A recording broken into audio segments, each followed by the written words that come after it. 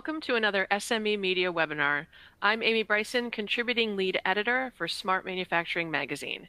Today, we will explore how to hold your industry partners CMMC accountable. And this is a critical topic given that the Department of Defense has mandated that all of its contractors and subcontractors achieve cybersecurity maturity model certification by 2025. And this presentation is sponsored by ECI Software Solutions. And we're lucky today to have two presenters joining us. Tim Watkins is Vice President of Integrated Solutions at ECI. Tim is an accomplished executive specializing in the software and technology industries. In his current position, he's led the M1 manufacturing division to unprecedented success, with a focus on providing small and medium-sized discrete manufacturers with the M1 ERP system. Tim's leadership has resulted in a record number of cloud engagements, and prior to joining ECI, Tim held key roles at Buxton and FedEx. And joining Tim is Jessica Morris, Director of Product Marketing at Paperless Parts. Jessica has more than 10 years of experience in the manufacturing space, developing SaaS solutions that support their transition to Industry 4.0. She began her career in the United States Navy as a surface warfare officer, specializing in nuclear propulsion, overseeing the operations and maintenance of nuclear reactors on aircraft carriers. And before her current role at Paperless Parts, she was also Global Director of Product Marketing for Digital Lumens, which is an industrial IoT solutions company. And before I turn things over to our presenters today, I'd like to go over a few housekeeping items for our attendees. On the right-hand side of your screen, you should see a question and answer or Q&A box. If at any time during today's presentation you have a question for our presenters, just type it into that Q&A box and we will answer as many as we can at the end of today's presentation. If we run out of time before the end of the presentation to answer all the questions, don't worry, we'll make sure that those questions get answered by our presenters via email. And if at any time during today's live webinar you have any technical issues, feel free to use that Q&A box to alert us, and we will respond individually with a suggested fix. If you're not able to rejoin the live webinar or you have to jump off early for some reason, this presentation will be available in its recorded format after about 4 p.m. Eastern today. You can watch the webinar as many times as you like. All you need to do is use the credentials that you used to join us today. And we encourage you to share those credentials with any colleagues who might also benefit from today's topic. Now it's my pleasure to turn things over to our presenters. I want to welcome Tim and Jessica, and thank you so much for being with us today.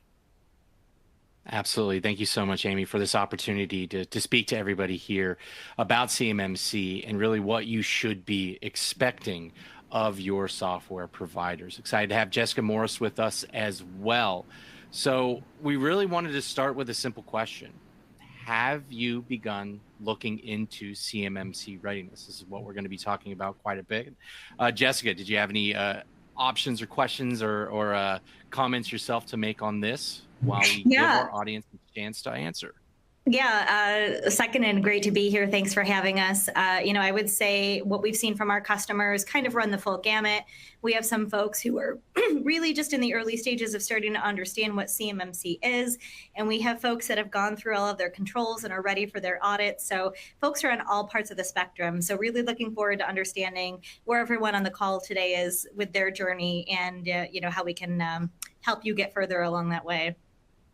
And it's fascinating. I don't think there's really a right answer here because I think every organization really has to determine where CMMC is in terms of the importance of that organization. We're going to be talking a little bit about that throughout our time here today to really understand, what makes sense for your organization. How should you be prioritizing these type of conversations? So we'll give everybody another minute or two to answer. It looks like we have about 30% that have answered so far. So really wanting to guide our conversation about where you are at in this journey. We can get into a lot of detail, and trust me, Jessica knows there's a lot of detail that we can go to around CMMC. If we're ready for that, that's fine. If we're at the beginning stages, though, if we're at the opening salvo, if you will, of this type of decision-making for the company, we can have a very different conversation. So definitely want to let this drive where we go from here. Give everybody a couple more seconds. Okay. Looks like we have some good options here. So looks like almost everybody, half of the respondents have been at least looking into your CMMC readiness. About 30% are looking and have actively moved towards that goal. And then 1 out of 5 have no idea where to start, which this doesn't really surprise me very much. Jessica, does it surprise you at all? No, not at all. CMMC is really complex. The regulations are hard to understand. The timeline has been something that people are confused about. So this doesn't surprise me in the least. Excellent, excellent. So let's talk a little bit about the primary principles of CMMC. Really, to me, this is something that allows a modern look at cybersecurity and how organizations should be working with the government. How do you safeguard your safe information? How do you posture that cybersecurity importance to really create that defense industrial base? How are you holding your partners accountable if you're upstream or downstream when it comes to the supply chain? Really creating a cyber resiliency, if you will, and really creating a new set of structures and rules and foundations that was last set really in the Cold War. So I think all of us can imagine a few things have changed over the last 30 to 40 years. The cloud really was worried about Cumulus at that point back in the 1970s and 80s. Now cloud means something very, very different for our customers and the manufacturing organizations that we're talking to. That storage of data, that importance of information, and really having a true cybersecurity plan. These are some of the key principles of CMMC. So just to dive in a little bit more on what CMMC actually is for those who might not be as familiar, CMMC stands for Cybersecurity Maturity Model Certification. And not surprisingly, this is a rule created by the DoD. It takes a long time for things to get through the government to become official rulings, and CMMC is no exception. It's gone through a number of changes over the last few years. It started out as 5 different levels of certification that was simplified to 3 specific levels in 2021 as this continued to evolve. And these 3 levels, have different requirements, different levels of commitment by organizations to meet these levels that are involved. Level 1 is pretty straightforward. It's usually for shops that are creating things that are like commercial off-the-shelf goods. Most of the shops that we talk to fall into this level 2, which is 110 separate controls that have to be met based off of the principles of NIST 800-171. So if you're dealing with any CUI, controlled unclassified information, you're most going to likely fit into this category. And then level 3 is for shops that are doing really high priority work directly with the DoD. Like I mentioned, most folks we talk to are falling into level 2 certification. And one of the things that I think is interesting about CMMC and why it's in place is most of you, if you're working with CUI today, are probably pretty familiar with NIST 800-171. That's been in place for quite a while, giving guidelines about how CUI could be handled. But the reality is there haven't been any firm requirements around implementing NIST. I kind of think of it like a speed limit sign on the highway. It's a recommended speed that you should be going or staying under, but there's no one really to enforce that or to make you slow down. And CMMC is kind of like the speed trap on the highway, if I want to continue with that analogy. It's there to verify that you're meeting the requirements of NIST and that you're putting the right policies and procedures in place to ensure that you are properly handling that controlled unclassified information. And so one of the differences between NIST and CMMC is now you have to be not only compliant, but you have to verify through a third-party audit that you meet these requirements. So it's very involved, but the reasoning behind it is incredibly important because we need to protect our intellectual property and maintain our strong security posture of our military and defense systems. And so folks that are pursuing CMMC level 2 not only will have to be certified by a third-party auditor, but you're going to have to reassess most likely every 3 years. So you'll continue to have those speed traps along the way. And as I mentioned earlier, one of the things that we've heard, in the past is some confusion about what's the actual timeline around CMMC, when this is going to be real. We've been talking about it for a really long time. If you're not up on some of the latest news, I'm going to focus on what's been happening starting this summer. So in July, we had a big development in that the CMMC rule was passed on to OIRA, the Office of Information and Regulatory Affairs, which means we are that much closer to this becoming an official rule. And we're basically expecting any day now for OIRA to come back and finalize this as either a proposed rule or an interim final rule. And really the difference between those two is when the public comment period happens. So we expect this to be a proposed rule, which means it'll go out for public comment, that will be reviewed, they'll make some final tweaks, and then this is going to become finalized. So folks who have been hearing rumors like CMMC is delayed, it's not going to happen, we don't know where it's coming, this is our indicator that it is right around the corner, it's happening. And if it becomes this proposed rule, we expect to start seeing this hitting contracts in early 2025, and that it's going to start being phased into contracts over the next 3 years. So like Amy mentioned at the beginning of the presentation, it's coming very soon. And if you want to continue to be eligible for these government contracts, you need to be prepared for when this is starting to come into effect in the contracts that you work on. Tim, any other thoughts on the timeline or the CMMC levels? No, I completely agree. This is a conversation, and I'd say especially a year ago, most people were like, well, when is it happening? When is it happening? When is it happening? It's happening. It's happening in 2025. I think that's what all the tea leaves, that's what all the experts are saying. So now is the time to start really driving into the conversation and the thought process around CMMC.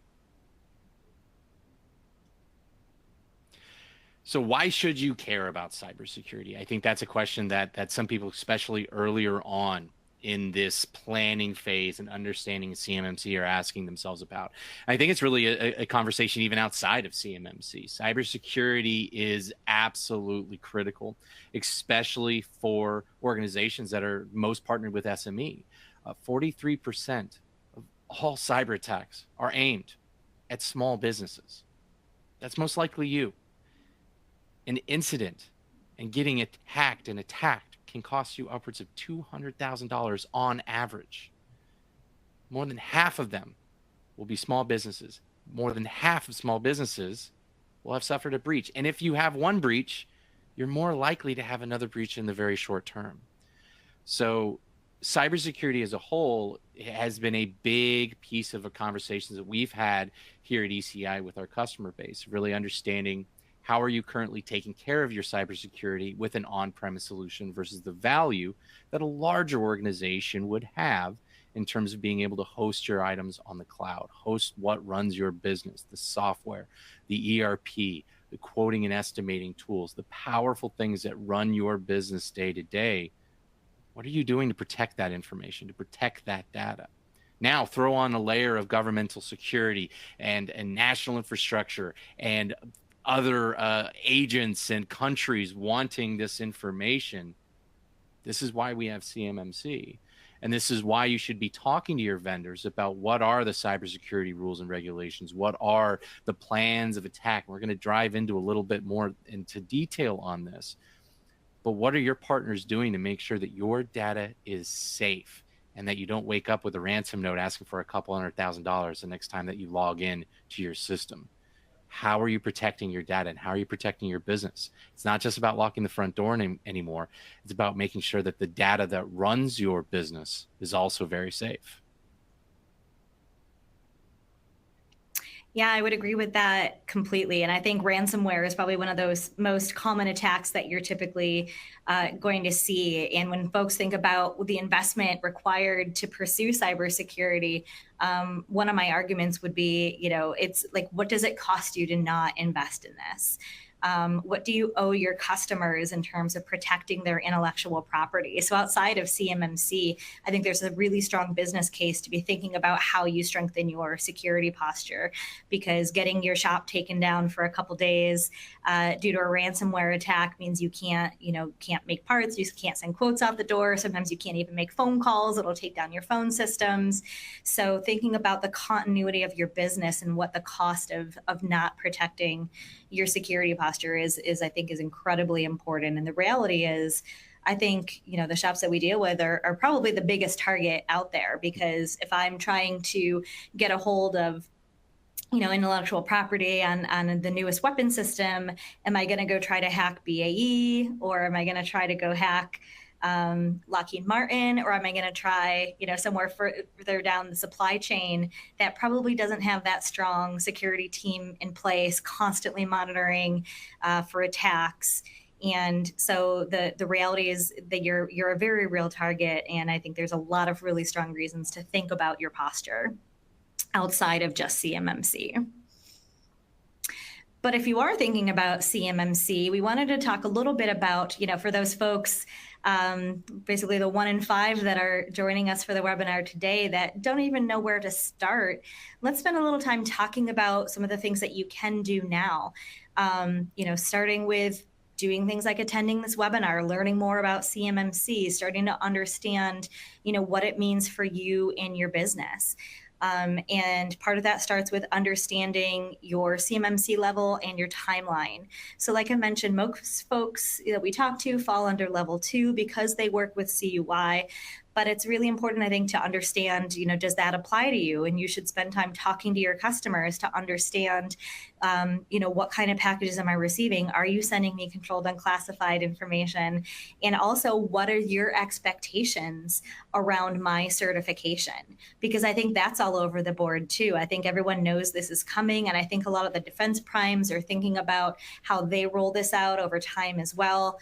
We've heard from some that you have to indicate that you're at least working on CMMC. So there has to be, a plan of action in place. You don't have to be certified, but you have to start taking steps to be considered to be a vendor for them. So as these contracts get modified over time, these companies are starting to think ahead, and the ones that I think have their CMMC in place early are differentiating themselves for winning some of these contracts, because I, as a prime, would want to look for folks that I know are committing to cybersecurity early and are, ahead of the game on this. So I would definitely recommend, talking to your customers. When do they expect to start having expectations around this in place? So that way you can start to understand, what do I need to pursue? What do I need to get there? And then what timeline do I need to meet? At the very least, 2025 is when we expect to start seeing in this in contracts. So we know that's a milestone. It's going to be in every contract by 2028. And somewhere within that window is probably when a lot of your customers are going to start requiring some sort of compliance with this as well. So as part of understanding, your timeline and how you're going to go about this, identifying the team that's going to be involved in this is incredibly important as well. What resources do you have available to you to implement this? Do you have a security team on staff? Do you need to bring in an outside consultant? Which is what a lot of shops do to prepare for their CMMC audit, because the rules are very complex. There's a lot of things that are potentially open to interpretation. So working with a body that really understands what these requirements are, how they might apply to you, and can give you strong guidance is really important. One of the things that we've also heard is going about CMMC is very similar to implementing ISO. If you think about the timeline and what's involved, the documentation, it requires a plan of action and milestones. And so do you have someone internally that can really own this project and champion it? And then who else is going to be involved from a number of departments in order to support this? Because the reality is that CMMC, while we're talking about data security, goes beyond just how your information is digitally stored and transferred. It goes into your physical practices within your shop as well. So it's going to take stakeholders from across your entire organization. So building your village early, getting folks involved, having clear ownership and responsibilities in order to drive this project all the way to ground is really important. And then as part of really identifying what this is going to take in terms of investment, you need to understand the boundaries. And what we mean by that is what data or what systems is this data going to touch? Because that depends on how much work you have to do to protect it. How many folks in your shop are you going to have working on CUI? Are you going to limit it? How big is that team going to be? What computer systems are they using? What software tools are you using? Which of them is touching CUI? And then how do you need to make sure that they are compliant, which is what we're talking about today, particularly on the software side, is how are you ensuring those vendors are holding up their end of the deal and supporting you on your compliance. So understanding the boundaries, what's in scope, and then what systems you need to ensure are at the proper level to support your certification is really important. So, and then building out your system security plan, and then getting to self-assess. So, that includes looking at what your SPUR score is. That's your Supplier Performance Risk System score. So basically that is like a scorecard that indicates how well you're doing against those 110 controls in CMMC. And so we recommend doing a self-assessment to understand where you are in comparison to those 110 controls. And then once you understand where you are, you can start working on resolving your gaps. You can put that plan of action and milestones in place so that you can resolve those gaps, make sure that your SPUR score is where it needs to be, and be prepared to eventually start that audit with a C3PAO, which stands for Certified Third Party Assessor Organization. So there's kind of two levels of consultants or organizations you would typically work with through this process. You would typically work with someone like a registered practitioner that will help guide you through this process. And then at the end, you have a separate auditor who will actually verify that you meet the requirements of CMMC. And those are purposely two different organizations because you can't have someone advising you and then also, checking off the box for you at the end of the day. And those can be found by going to the CyberAB website. They have a list of accredited organizations that have been basically certified to perform these CMMC audits. So if you're looking for support there, CyberAB is probably where you want to start. Tim, any thoughts on this? No, I think you said it very well. I think the key things for me here are, do you have the internal resources to be able to drive a project like this with the expertise to do so? There's lots of complications and layers to some of these aspects of cybersecurity and CMMC. So understanding really where that gap is in terms of what do I have internally, what do I use as maybe as a current third-party partner? Do I need to go get somebody else? Do I need to boost and beef up my team in this particular area because this is a key driver of business success for us? So I think that's absolutely critical. And I think that resolve your gaps and understanding your team and stakeholders are two things that you definitely have to do to really define what does a successful plan look like. Absolutely. So we talked a little bit about the beginning and we did a poll to kind of understand at a high level where everyone is with their CMMC journey. I would love to dig in with a little bit more detail now that we've kind of talked about this stepped approach to how you would go about starting your journey to CMMC. So curious to understand where folks are in terms of, more specifically how you're planning for CMMC. Have you started anything yet, which we know some of you haven't, which is great. And we're glad that you're here to learn how to do that. Are you still building your team? Are you ready to self-assess? Interested to understand where everyone here is. And so we'll give you just a few more seconds to submit those answers. And I was going to ask you, Jessica, I know when we're talking to manufacturing organizations, one of the most common things that we see outsourced by these small to medium manufacturers is their IT team. Maybe they have a part-time engineer, somebody that's working on the day-to-day, quote unquote, day-to-day stuff. But they're really leveraging a third-party partner to drive some of the more technical, the bigger aspects of it. Are you seeing something similar on your side of the fence as well? Yeah, absolutely. It's not necessarily a full-time person, and that doesn't also necessarily mean that they are cybersecurity experts either. Like I mentioned earlier, there's a lot of interpretation on how you can implement some of these controls, and so having a resource that you can really rely on and can be fully engaged in supporting your CMMC process, I think, is really important. And I think that's something that you'd want to drill down as a business owner to your current third party. Ask them about their expertise, ask them about their experience with these type of initiatives. Because if they don't, you can have an honest conversation with them, say, hey, I'm going to look at somebody else to really drive this particular project. Do you have somebody in mind? Is there somebody that you've worked with in the past if that particular IT provider doesn't have that strength? So let's take a look at the result. I'm sorry, go ahead. I was just saying, I think there's also a difference too between advising and implementation, right? Your IT folks that you work with might be able to implement everything that you need to, but again, like understanding those roles and scoping it out properly might be something you need some additional assistance with. Right. Perfect point. So it looks like we have most of the answers. Yeah. So again, 23% haven't started. I know my level. So early on, and then almost 40% is we have self-assessed for CMMC. So very interesting in terms of the results here. Jessica, your thoughts? Yeah, this is really interesting to see. We've got a lot of folks that have self-assessed, which is really great to hear. Interested to hear where some of those initial assessments landed for some of you.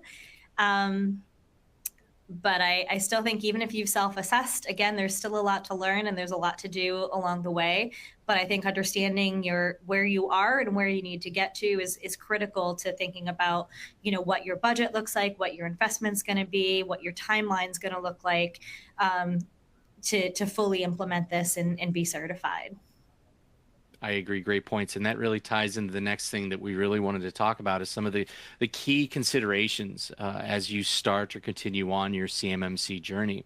One of the things that I always ask for is really the ROI around the conversation. Are you currently getting ITAR business? Are you bidding on those business? Is it a large profit center for you, or at least a large amount of the revenue that you're generating? I think every organization needs to have this thought in their mind of, is it worth us to invest and take in that next step when it comes to CMMC? I'm sure there will be organizations that decide, you know what, this is some business that we can walk away from. We really need to calibrate on what and focus on what really drives our profit. But what is the impact, the overall impact that the DoD work is having on your business? And did the revenue really validate that investment?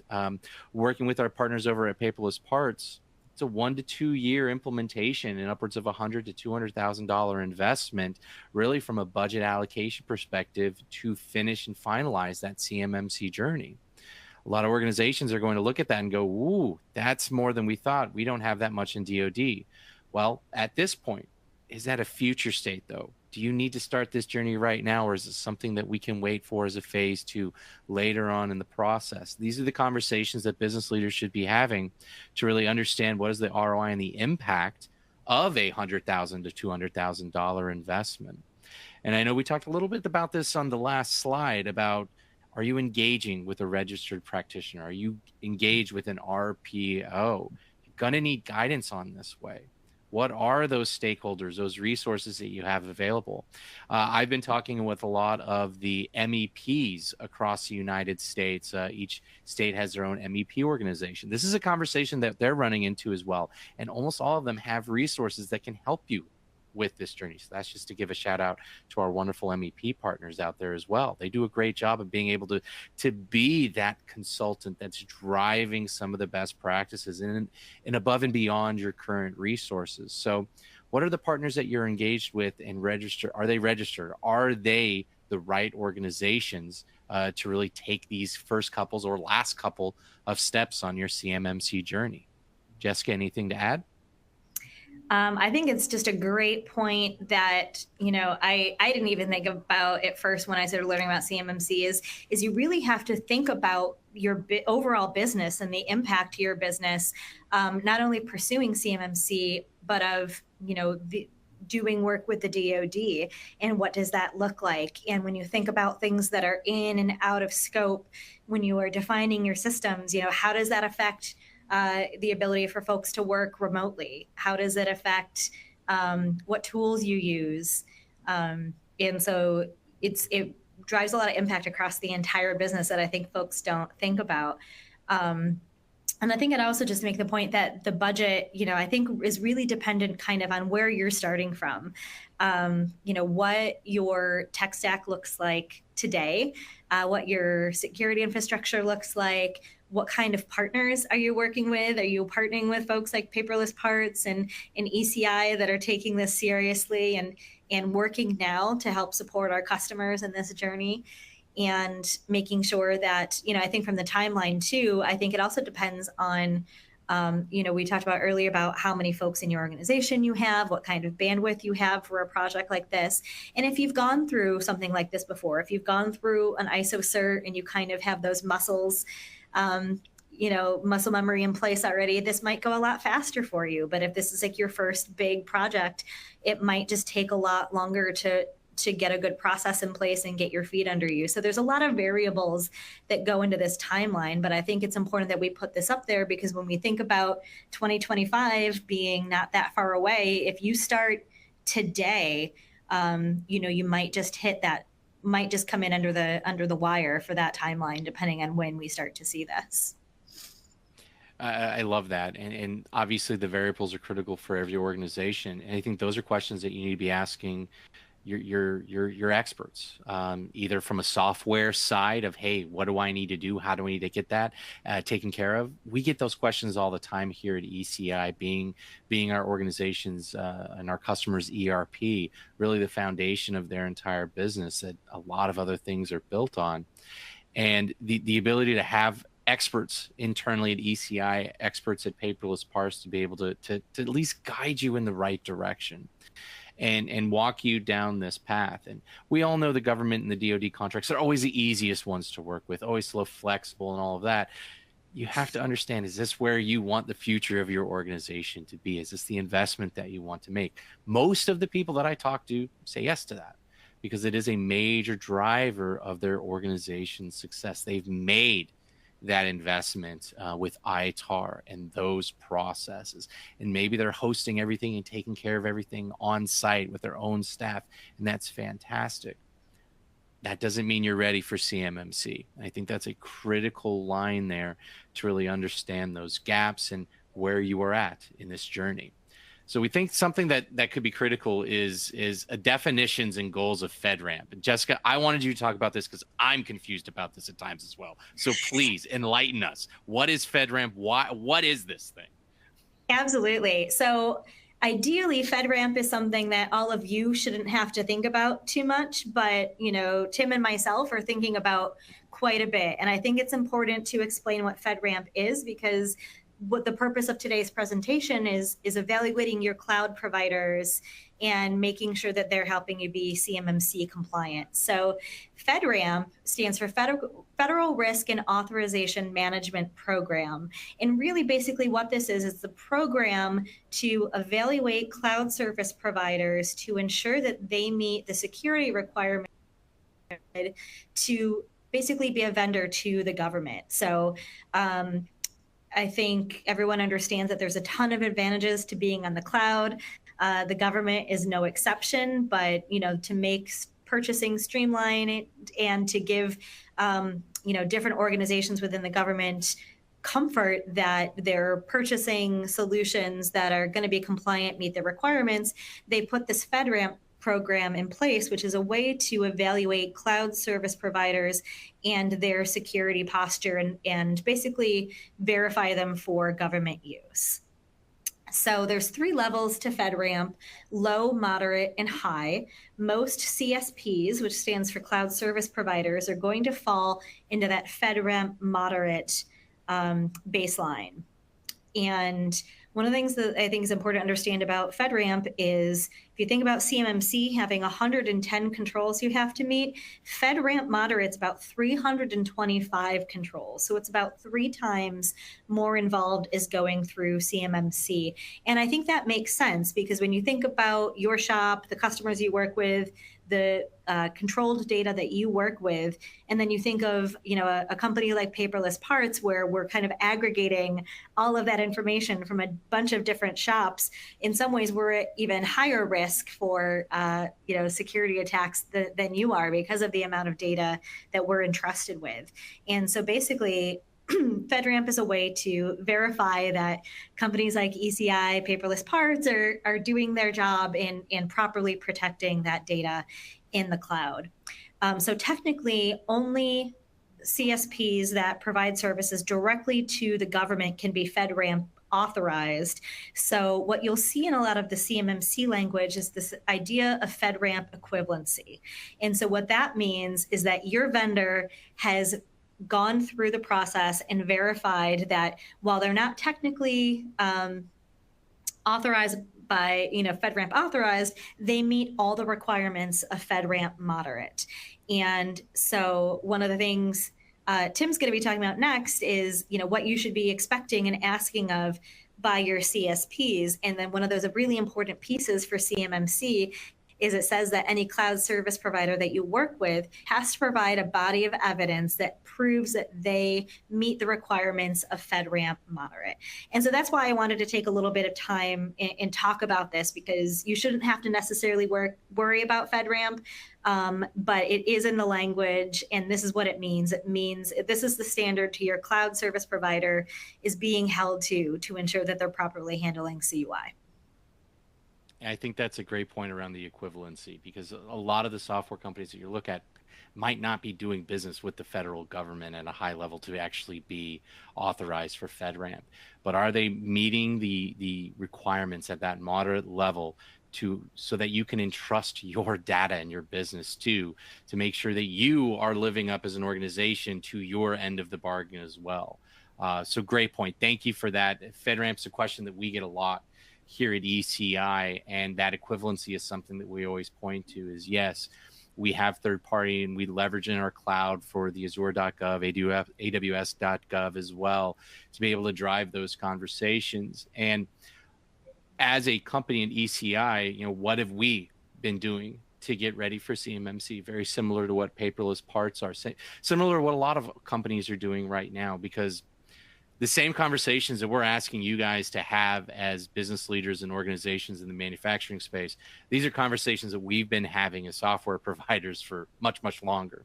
And how can we make sure that we are prepared and set for when this happens for you guys as well? So 3 key areas that we mentioned. We talked a little bit about the FedRAMP moderate and equivalent.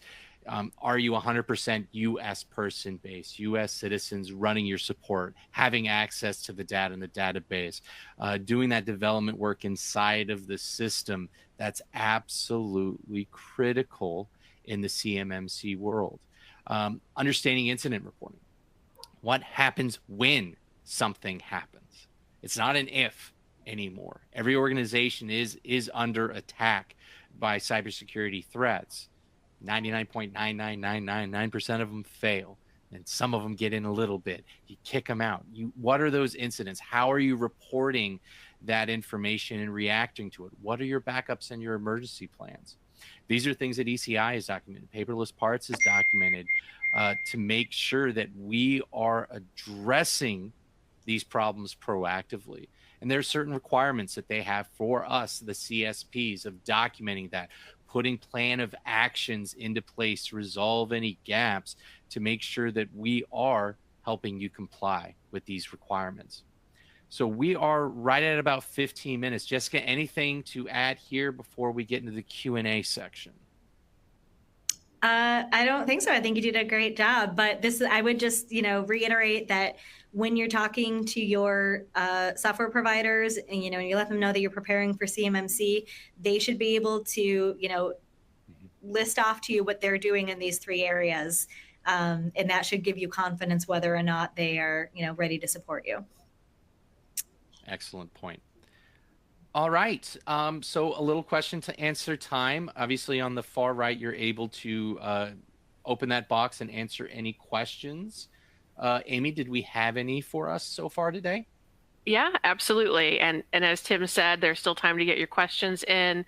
They've given you a lot to think about and get specific with your questions based on your journey with CMMC to date. So make sure you get your questions in, and let's start with one right now. So someone would like to know is if there's one thing that you would warn a small manufacturer about when it comes to CMMC, what would that be? That's a good Tim, question. do you want to start off with this one? I think so. And I think it goes back to one of the earlier slides, and it's understanding what will it take to get you there, and leaning on those third parties to understand those gaps, understand what stakeholders that you have, and is that worth it? I think that's something that I would warn every small manufacturer about, especially ones that are on that smaller end of the prism. And is the investment going to be worth it? What is that gap? How can I find that out, and how can I really create a calculation around that to make sure that this is worth it for my organization? Jessica, what are your thoughts? Yeah, I think that's a great point. And I think the other thing, as we talked about earlier, is just your ability to take this on. And particularly if you're smaller, if you have a small staff, you definitely will probably need to look at additional resources in order to help you do this. So that's something that I would start thinking about as well, is where do I find those trusted resources to guide me through this process? Yeah, I thought it was an interesting point when you all were talking about how a lot of, especially when it's small and mid-sized manufacturers, outsource the IT function, and maybe it's not even a full-time situation. It's, not even equivalent to maybe an FTE or a team, certainly.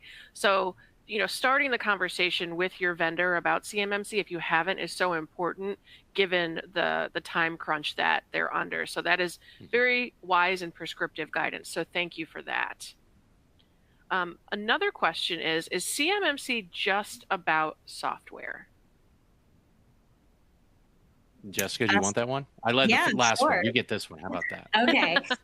So the short answer is no. Obviously, we've been talking a lot about software because that's what we do here at Paperless Parts and at ECI, and we spend a lot of time thinking about protecting data. But the reality of CMMC is it's a really holistic view of how your shop handles data. So it has to do with your physical security. It has to do with, how you where you place information within your shop. So it goes much beyond just software into holistically how you manage your business and where CUI affects you.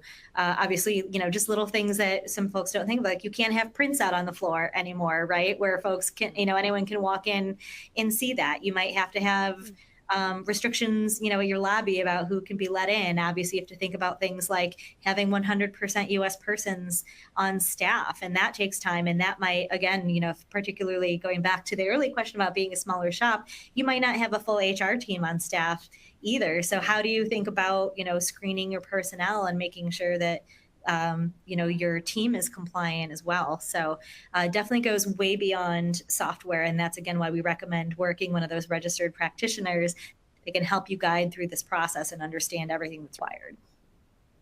And I'd like to add that that's not just a one-time thing. Making sure you're doing it day one, that same type of focus is going to be required day 100, day 300, year 5, year 10, etc., as you continue to get recertified for this. So when we say this is an investment in your business of really creating those processes, creating those standards, it's throughout your entire organization of who gets access to this file, who can go in this area, who can see this kind of quote or bid or estimate. It's throughout the entire organization, and it's definitely not just around software. Yeah, and one of our attendees agrees with that point in terms of it being an all hands on deck effort and more of a holistic business strategy.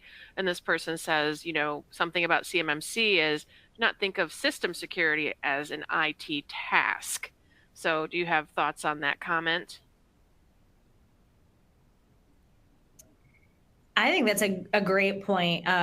We could probably spend a ton of time talking about what that means, but I think the short answer is it's not, like Tim said, it's not one and done. It's about continuing. It's not like I put some antivirus software on my computers and I'm done and I move on. It's about continuously monitoring, auditing behavior within your shop, setting rules around what tools you can use, who has access to those, how you pass data between folks in your shop and how you do that securely.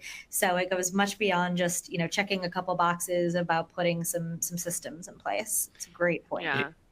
It's the difference between a diet and a lifestyle choice to me.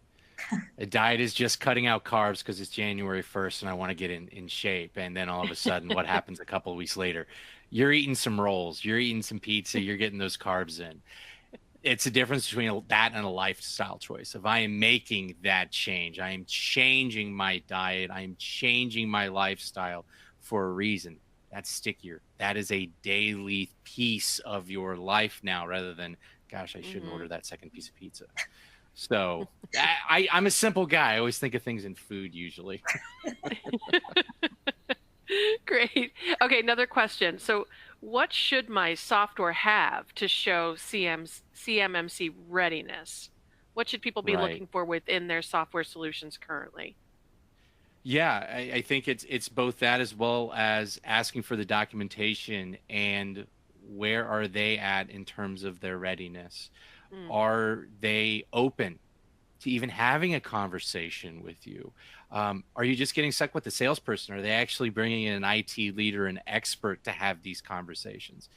If you're just stuck talking to the salesperson, then that can kind of answer your question of where their expertise lies. If I were sitting in that seat as a small business owner and in manufacturing asking these questions, like I want to talk to one of your experts on staff.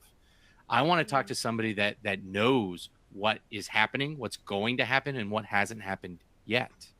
I want to understand the development and the path of where your software is going, as CMMC is pretty much defined now, but that final definition hasn't been stamped and certified and all done yet. There might still be changes. How is your organization adjusting and adapting to those possible changes? Where is your investment going in that, just outside of what's inside the software? Obviously inside of the software, securities and permissions that allow me to protect and treat my data in a CMMC type of environment is absolutely the baseline and the critical nature of it. Jessica, anything to add there? I think you answered that great. Yeah, I think the rule basically says your vendor should be able to provide a body of evidence, which means basically they should have that paperwork at the ready that they can provide on request that you can give to your auditors. So great. And just one final question while we have each of you. What do you think is one misconception that manufacturers might have about CMMC? I would say that it's just like ITAR. And it's just a little fancier version of ITAR. It is extremely different than ITAR because it deals with a true cybersecurity model and mindset around data. And most importantly, data not in your physical hand, not a piece of paper. What happens when it's in the cloud? What happens when it's on a server? What happens when it's on a server not in your building? Who has access to that information rather than ITAR? Again, Cold War era driven technology. It was a piece of paper that was printed out. So yeah, there is significantly more information around CMMC when it comes to the cybersecurity. I don't even think cybersecurity was a word in the dictionary yet when ITAR was originally written. So that would be my answer. I think that's a great one. And I would say the other big one is something we've touched already, which is CMMC isn't happening. It's not real. The government's not going to get, it's together and it's not going to implement this. But we've have the signals that this is becoming real and it's coming. So, for those that don't think that, that CMMC is happening, we know that it is, and we need to start preparing. Well, that is all great prescriptive guidance for our attendees, and we want to thank you, Tim and Jessica, for a wonderful conversation, for recommending those resources that you did for the attendees. And for our attendees, we want to thank you for your participation, and we hope that you found today's content valuable, that you'll share it with any colleagues, as I mentioned, that who also might find it valuable. And we hope that you'll join us again for an upcoming webinar. And until then, remember that SME and SME Media are here to help you stay up to date on all things manufacturing. You can find links to podcasts, additional webinars, publication, and news by visiting us at sme.org. Take care, everybody.